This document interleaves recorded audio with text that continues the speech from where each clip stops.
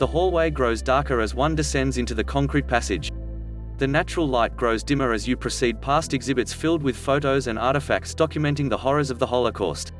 The reflective hallway is purposely designed to create a space that you can reflex and learn as you prepare for the next exhibit and the next chapter of this history, explains Jordanna Gessler, Vice President of Education and Exhibits for the Holocaust Museum Los Angeles.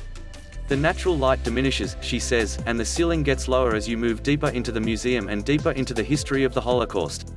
The most dimly lit sections of the museum are where the darkest moments of the Holocaust are remembered.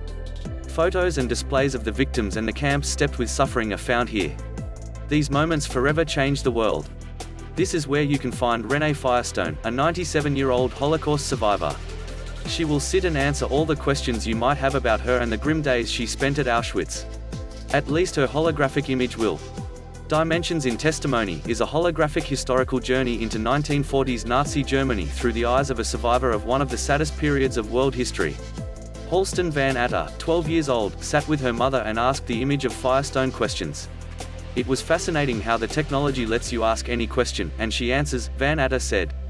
The image of Firestone moves in her seat as she tells her story.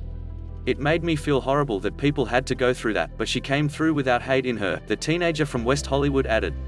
The exhibit was created by the USC Shoah Foundation, a non-profit group that does audiovisual interviews with survivors and witnesses of the Holocaust and funded by the Goldrich Family Foundation. It taps the latest in artificial intelligence and volumetric video capture technology.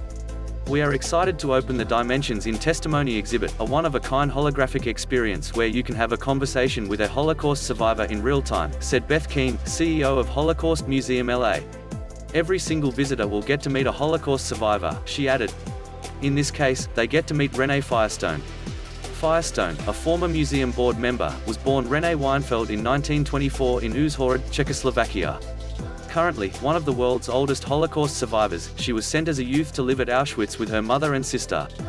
Her mother was immediately sent to her death in the gas chambers, and her sister was murdered after being experimented on by the infamous Nazi drive Josef Mengele, Kean said.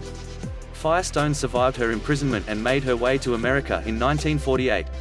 She eventually settled in Los Angeles. She realized her dream of becoming a couture clothing designer. Some of her work is included in the Los Angeles County Museum of Art's permanent collection.